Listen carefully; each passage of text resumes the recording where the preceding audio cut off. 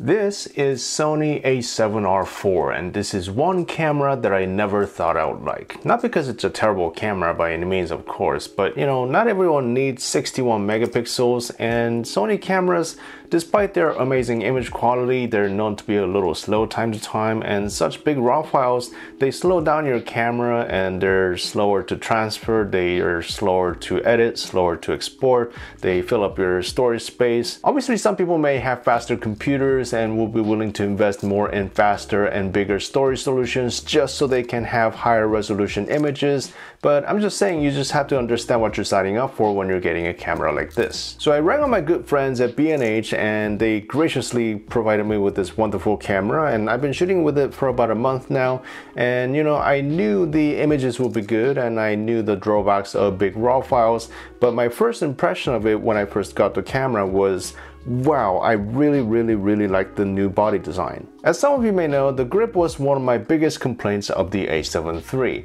I have bigger than average sized hands and I just could not get comfortable with the grip. I mean, it's not the worst thing in the world, but I also didn't like the fact that there wasn't enough space between the grip and some of the lenses. Which is a shame because I really like the A7 III and it's a very popular camera, but you know, it doesn't matter if you have a $2,000 pair of shoes if you can't fit into them. But they not only made the grip deeper, but they also pushed it farther away from the lens.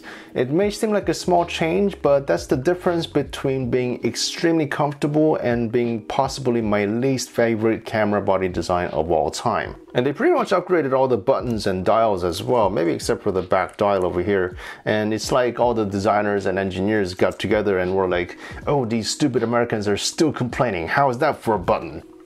And now the buttons are more pronounced than a teenager's pimples, and there's more key travel, so you get a much clearer and more satisfying feedback on what you're pressing. The SD card compartment is also changed. Now the slot 1 is at the top here instead of at the bottom here, which makes sense, but not a big deal. But they're both UHS 2 slots now. And I don't necessarily want to call this a negative, but one thing that I noticed was a little weird was the fact that the mode dial and the exposure compensation dial now have locks, which I love, but they use two different types of mechanisms. The mode dial, you have to press down the button to turn at the same time and then release, but the exposure compensation dial, you have to press to unlock, then turn, then lock again, which takes a little bit longer. I don't know why they didn't just use the same mechanism, but that's about the only complaint I have about the body design. I love the grip, I love all the buttons, and I don't think I'll even need the extension grip like I did with my A7 III. So it took Sony only, what, like 5 years, but I think they finally nailed it. And to me, this is like 90% perfect. I wish it could be even bigger, but you know, you can't always get what you want. But if they keep going in this direction, I would never complain about their body design ever again. With that said, if there's anybody who liked the A7 III's or A7R III's design better than the new one, just let me know in the comments. I'm just curious. I know this camera's been out for almost a year now, so instead of boring you with all the specs, I'll just get straight to what I think and what I've learned. First of all, what exactly is it like to live with 61 megapixels? Well, it's pretty much everything that I've expected, but it's nowhere near as bad as I thought it would be. The highest megapixel camera that I've owned so far, not just reviewed but actually owned, was the Nikon D810, and that had a 36 megapixel sensor, and the raw files from that camera were anywhere between 70 to 80 megabytes, and uncompressed raw files from this camera in average are around 123 megabytes, and even the JPEGs are around 30 megabytes, and the lowest one I've seen was like 19 megabytes, and the highest that I've had so far was like 48, I think. Compare that to my EOS R, which has a 30 megapixel sensor. Raw files from that camera are usually around 40 megabytes, which is a lot less than half of that. One day earlier this month, I was out photographing a Black Lives Matter protest, and I was shooting with my EOS R and the A7R IV, and I think I shot about 250 shots with my Sony in RAW and JPEG, and that ended up being about 40 gigabytes. If I were just using one camera, that would have been a lot more, but I usually don't shoot JPEGs, and I was only shooting it to test the camera. So without the JPEGs, I think 250 shots would have been around 30 gigabytes, which means you would need a 128 gigabyte SD card for every 1000 shots or so, which obviously can be annoying if you shoot a lot, but then again, you just gotta know what you're signing up for. Editing and exporting photos did take noticeably longer than with my EOS R's files, but it was never to the point that made it miserable because I have reasonably fast computers, and it's not like I set a timer every time I export something, and just adding a few minutes here and there in my workflow may not be all that noticeable overall. But if you are someone who shoots and edits thousands of photos a day, then this camera is probably not for you. While shooting with it though, the bigger files didn't really bother me and the camera performed well. Of course, like with all Sony cameras, while the buffer is clearing, you can't access some of the menu items, and with these files, it does take a long time to clear them even with faster memory cards. But as long as you're not constantly fiddling with the settings, I had no problem while just shooting normally with quick bursts here and there. The autofocus performed well and there was no noticeable lag in any way, which is good. The only negative that I would like to note here is the fact that when you're shooting uncompressed RAW, you can only shoot up to about 7 frames per second, and when you're shooting compressed RAW, you can get back up to 10 frames per second.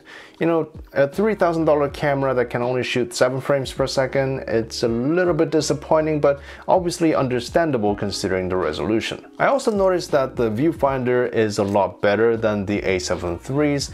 You know, I have terrible vision, so I don't normally care all that much about viewfinder resolutions, but testing them side by side, I did notice that the A7R IV's viewfinder is noticeably sharper. I know a lot of other reviewers already mentioned this, but currently there's no way to shoot at reduced resolutions like on some other high resolution cameras like the 5DSR.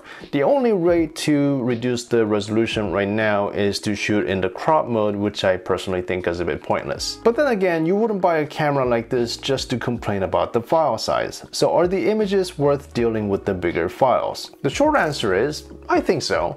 I mean, in terms of just resolutions, 61 megapixels is still an overkill for most people, but it's fun. You don't always need an excuse to buy an expensive camera, it's just fun. I have a 5K iMac here and the files from this camera look really nice on that monitor, let me tell you. I feel like no matter how much I crop the images just always look sharp. It's kind of like having more dynamic range. You don't always need it, but sometimes you're glad it's there. With such high pixel density, I was a little bit worried about the noise level in the images with this camera because the A7R IV gets a reduced ISO range from 100 to 32,000 as opposed to 100 to 51,000 on the A7 III. But the low light performance seems to be pretty much on par with the EOS R, even with 2 times more resolution.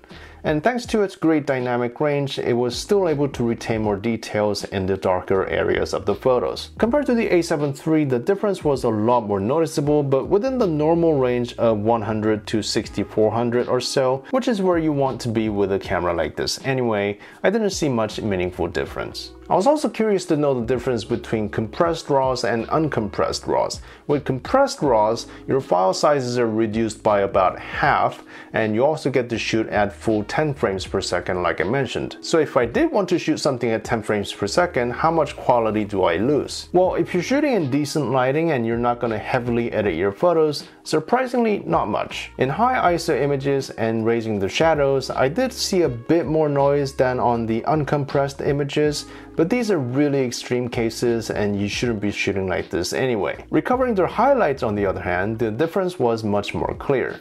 Pulling back highlights 4 to 5 stops, the uncompressed files still retain the color and details much better. So if you're shooting in good lighting and as long as you don't overexpose your images, I think you can get away with shooting compressed RAW in most situations. So the A7R IV, what do we think about this?